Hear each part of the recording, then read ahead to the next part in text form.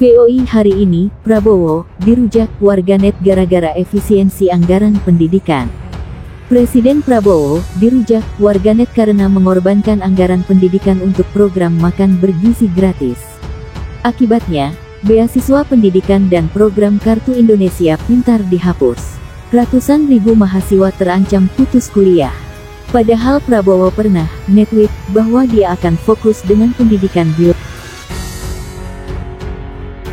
Prabowo kasih makan gratis ke anak, tapi kok malah bikin orang tuanya kena PHK akibat efisiensi anggaran?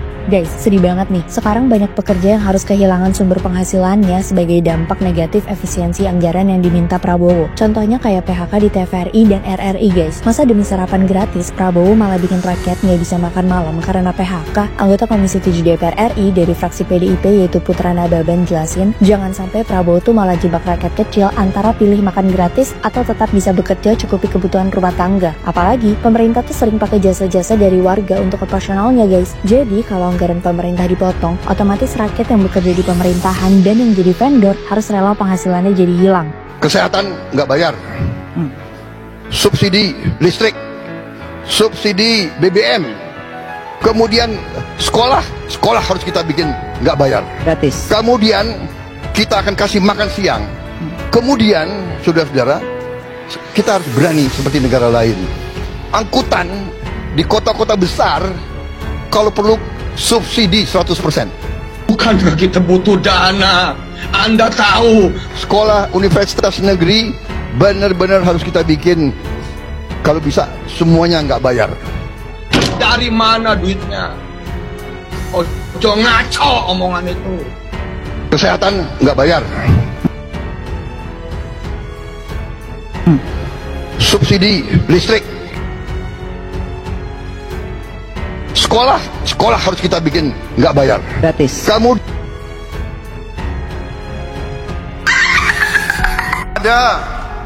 ada yang melawan saya, ada dalam birokrasi merasa sudah kebal hukum, merasa sudah menjadi raja kecil. Ada, saya mau menghemat uang itu untuk rakyat, untuk memberi makan untuk anak-anak rakyat. Setelah marah dan ngegas soal para kabinet yang tidak mau ikut keinginan rakyat, akan ditindak.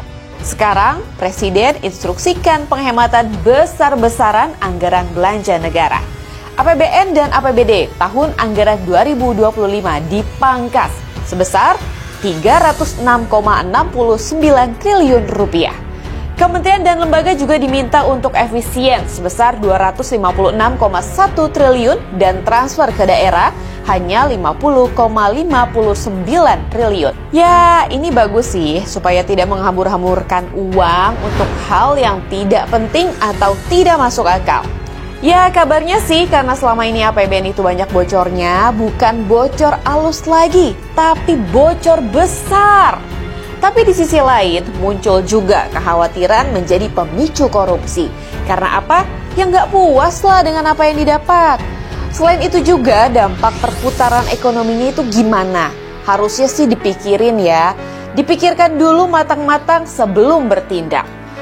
Ada dalih lain yang paling populer adalah untuk fokus ke program andalan Presiden, yaitu lagi-lagi makan bergizi gratis atau MBG, swasembada pangan hingga program 3 juta rumah.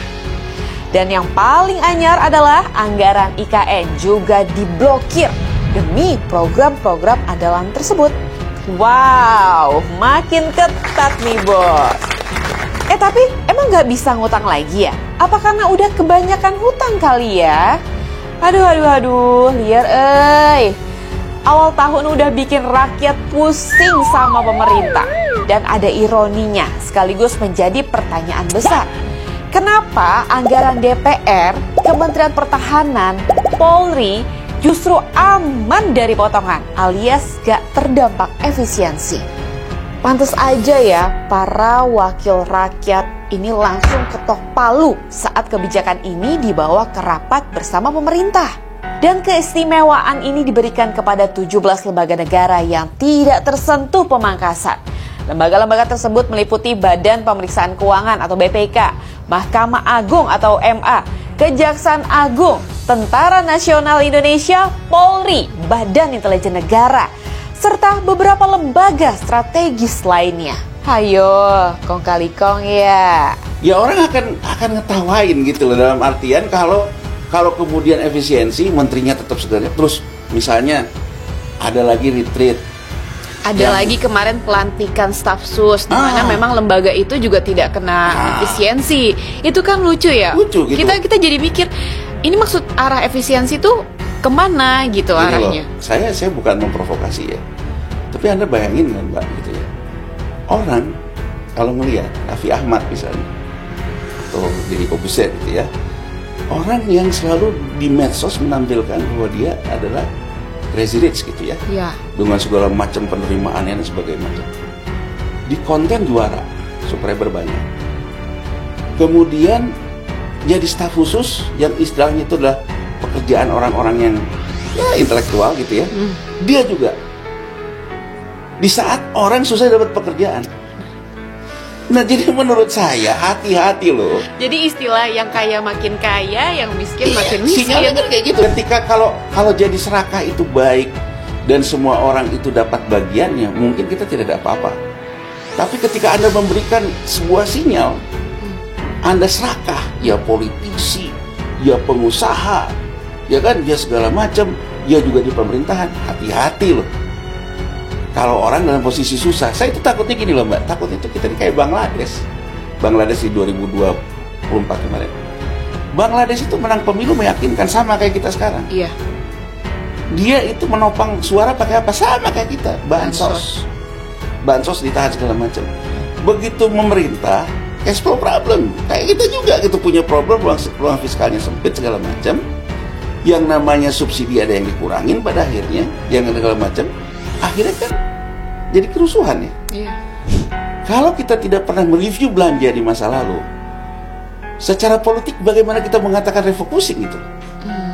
Berarti bisa dikatakan eranya Jokowi, ya efeknya sekarang. Akhirnya kita boncos gara-gara memang pemerintahan sebelumnya.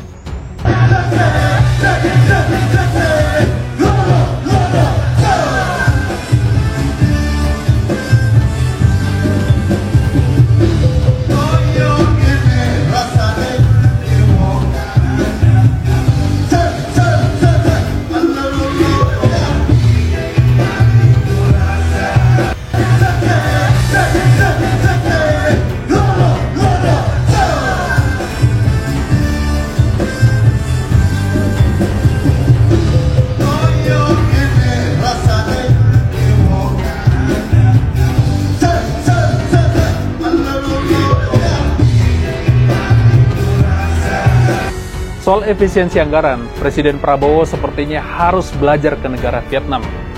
Vietnam juga sedang melakukan efisiensi anggaran yang tidak hanya berfokus kepada karyawan dan pegawainya, tetapi memotong jumlah kementerian dan lembaganya dari 30 menjadi 22. Lalu, bagaimana dengan Prabowo? Jumlah kementeriannya malah ditambah dari 38 menjadi 48. Belum terhitung kepala badannya, apalagi menteri-menteri, ada yang wakilnya lebih dari 1 orang. Jika total, menteri plus wakil saja sudah sangat gemuk, 107 orang, lengkap dengan segala fasilitas yang tentunya mahal. Masing-masing menteri memiliki setidaknya 5 staf khusus dan tenaga ahli. Masing-masing staf khusus biasanya ada tenaga pembantunya yang tentunya dibiayai oleh negara dengan fasilitas dan tunjangannya masing-masing. Coba bayangkan, berapa anggaran negara untuk mereka semua. Menterinya dimanjakan dengan berbagai fasilitasnya. Pegawai tingkat rendahnya dibatasi haknya, sementara beban kerjanya semakin berat. Aneh memang, jika sampai membatasi lift, listrik, dan AC, seolah-olah negara kita sedang krisis moneter. Itu bukan efisiensi lagi namanya, tetapi pemotongan anggaran secara ugal-ugalan. Efisiensi anggaran di Vietnam juga dilakukan secara merata, bukan hanya di beberapa kementerian. Bukan hanya ASN dan lembaga sipil yang dipangkas anggarannya, tetapi juga anggaran kepolisian dan militernya ikut dipangkas oleh negara Vietnam.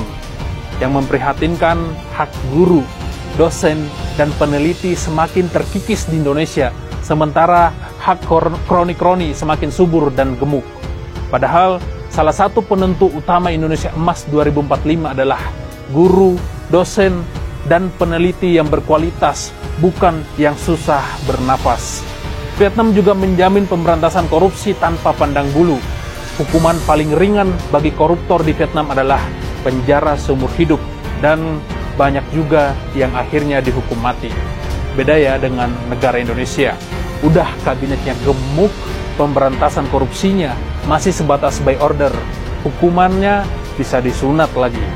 Gak salah kalau investor memilih Vietnam sebagai tujuan penanaman uangnya. Birokrasinya nggak rumit, iklimnya ramah investor lagi. Penegak hukumnya nggak korup pula, nepotismenya sangat kering di sana. Lalu pemerintah kita mulai sibuk menyalahkan masa lalu, sibuk mencari alasan, padahal hal yang sesederhana ini sangat gampang untuk dilakukan di negara kita. Syaratnya cuma satu, Prabowo nggak perlu memangkas anggaran di mana-mana secara ekstrim. Cukup tegas dalam pemberantasan korupsi saja. Itu sudah lebih dari cukup. Anggaran pasti terselamatkan tanpa harus mematikan AC, lift, apalagi sampai melarang diskusi dan kajian-kajian akademik. Persoalan program makan bergizi gratis seolah tidak ada habisnya. Usai pelaksanaan yang tidak merata sampai masalah keracunan. Muncul lagi nih permasalahan telatnya pembayaran yang membuat sejumlah mitra mundur. Kenapa mundur ya? Ada apa sih nih? Bukannya didanai oleh pemerintah ya? Tapi ada yang bilang tidak dibayar. Garis bawahin ya, tidak dibayar. Duh, kok jadi rumit ya? Belum kelar yang lain, udah timbul yang baru. Nah lo, curiga nggak ya? Jadi ladang tikus berdasi nggak sih ini? Belum lagi berita yang beredar di media X kalau syarat jadi vendor MBG modalnya itu gede banget. Modalnya itu sampai 3 miliar loh kawan inilah. Itu sih buat kaum mendang-mending, ya mending beli rumah ya.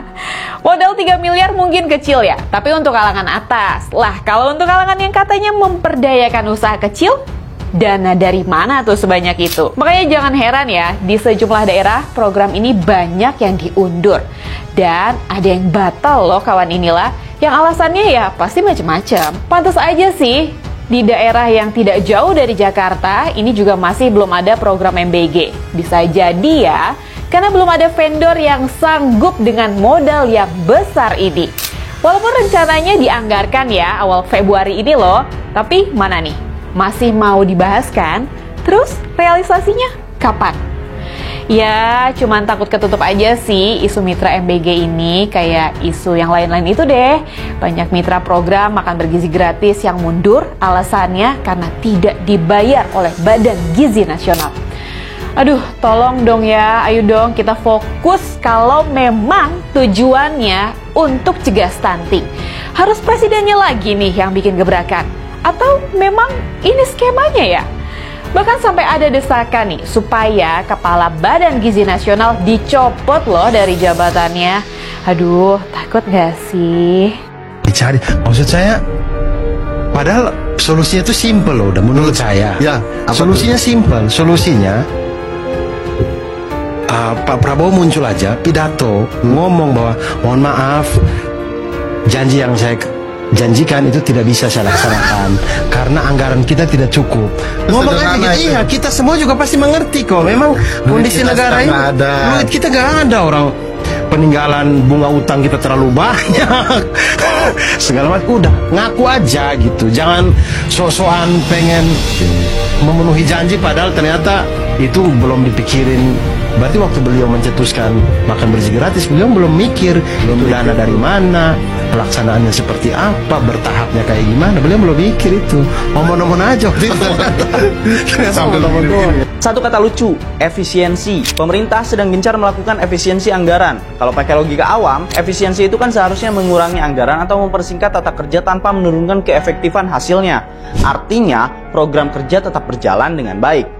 Tapi kenyataannya pemerintah justru ngekat anggaran gede-gedean sampai 306 triliun rupiah. Dalihnya sih buat program prioritas seperti makan bergizi gratis. Tapi dampaknya kemana-mana dan banyak yang kena imbas. Contohnya BMKG, anggarannya dipotong sampai 50%. Padahal Indonesia negara rawan bencana. Kalau sistem peringatan dini terganggu karena kekurangan dana, gimana kalau ada tsunami atau gempa? Bisa fatal banget kan? Terus Kementerian PU juga kena dampak besar. Anggaran infrastruktur dipangkas 81 triliun rupiah. Menurut Ikatan Konsultan Nasional Indonesia, ini bisa nyebabin PHK massal. Bahkan sudah kejadian nih di sektor lain seperti pegawai RRI yang viral curhat sambil nangis karena dipecat akibat pemotongan anggaran. Lalu kemudian ada Mahkamah Konstitusi atau MK yang cuma bisa menggaji pegawainya sampai bulan Mei mendatang. Ironisnya, di tengah pemotongan ini pemerintah malah angkat staf khusus baru buat Menteri Pertahanan. Kalau lagi efisiensi, kenapa malah tambah pengeluaran baru sih? Menurut Selyos, pemangkasan anggaran transfer ke daerah dan dana desa atau TKDD sebesar 50,59 triliun juga berdampak luas nih. Misalnya dampak ekonomi, proyek pembangunan bisa jadi terhambat, konektivitas bisa buruk, bantuan sosial berkurang, rakyat makin kesulitan. Kemudian dampak sosialnya, layanan kesehatan, pendidikan, dan sosial akan menurun, terutama di daerah dengan PAD rendah. Dan yang paling mengkhawatirkan adalah dampak politiknya, yang mana bisa muncul resistensi daerah karena merasa diperlakukan tidak adil, bertolak belakang dengan semangat otonomi daerah. Selyos juga mengusulkan daripada memangkas TKDD, lebih baik pemerintah ambil dana dari anggaran Polri, anggaran Kementerian Pertahanan, anggaran DPR atau MPR, anggaran IKN, anggaran food estate. Selain utak-atik anggaran pengeluaran, sebenarnya ada solusi lain, yaitu dengan cara perkuat pajak alternatif. Misalnya seperti pajak harta orang super kaya, pajak produksi batubara, pajak windfall komoditas ekstraktif, dan pajak karbon. Penerimaan negara dari pajak ini bisa mencapai 241,6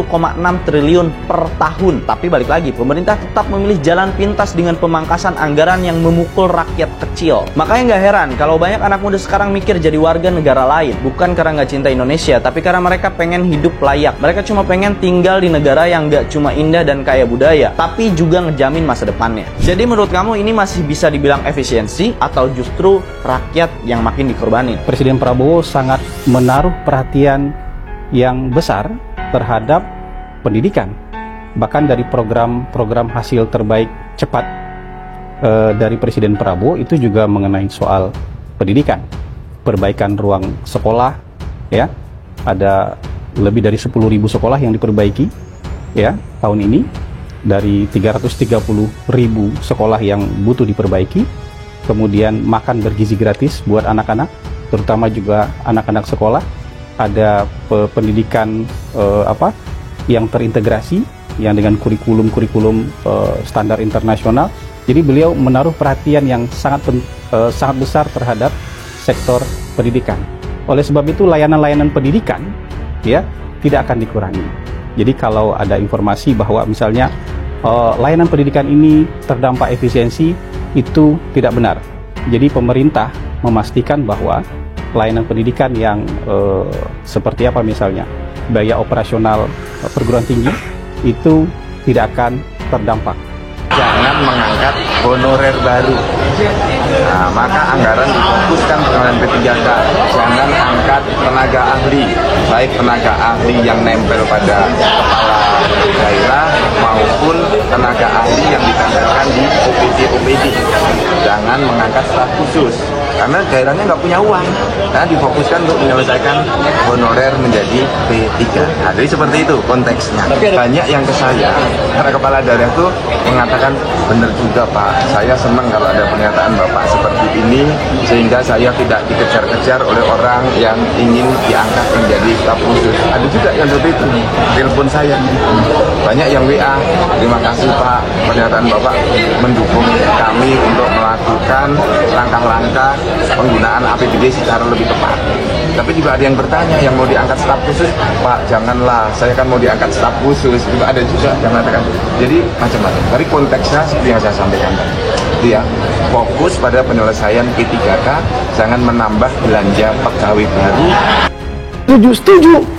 Itu niatnya baik ya? Baik. Oke. Gizi mereka harus bagus, proteinnya harus bagus, kita berikan yang bagus-bagus. Tapi kemudian 10.000 sekolah nggak terbangun. Itu loh. Mereka Jadi harus sekolah nih Bang Andi. Lalu kalau kemudian setelah perut kenyang, gizi masuk, protein masuk, vitamin masuk, ruangan sekolahnya nggak ada.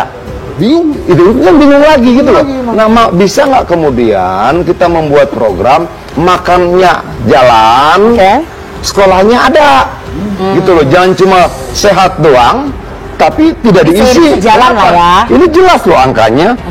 Dari 9.300 unit sekolah dan madrasah 2003 unit, 34 ini hilang. Sekolahnya hilang, nol.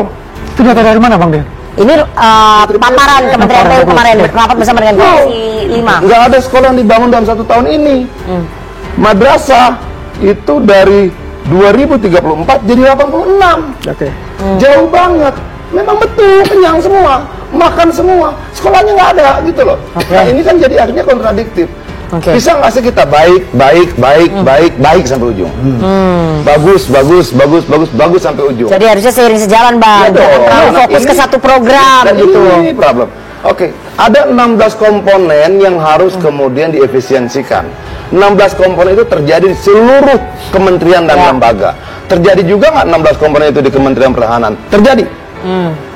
Terjadi juga nggak 16 komponen itu di kepolisian? Terjadi. Di DPR terjadi nggak? Terjadi. Kenapa nggak dipotong? Ada 16 komponen, kita baca satu persatu. Terus.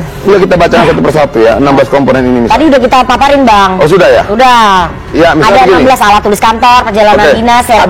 Ada nggak kemudian efisiensi alat tulis kantor di Kementerian Pertahanan? Ada nggak efisiensi alat kantor di kepolisian? Nggak ada.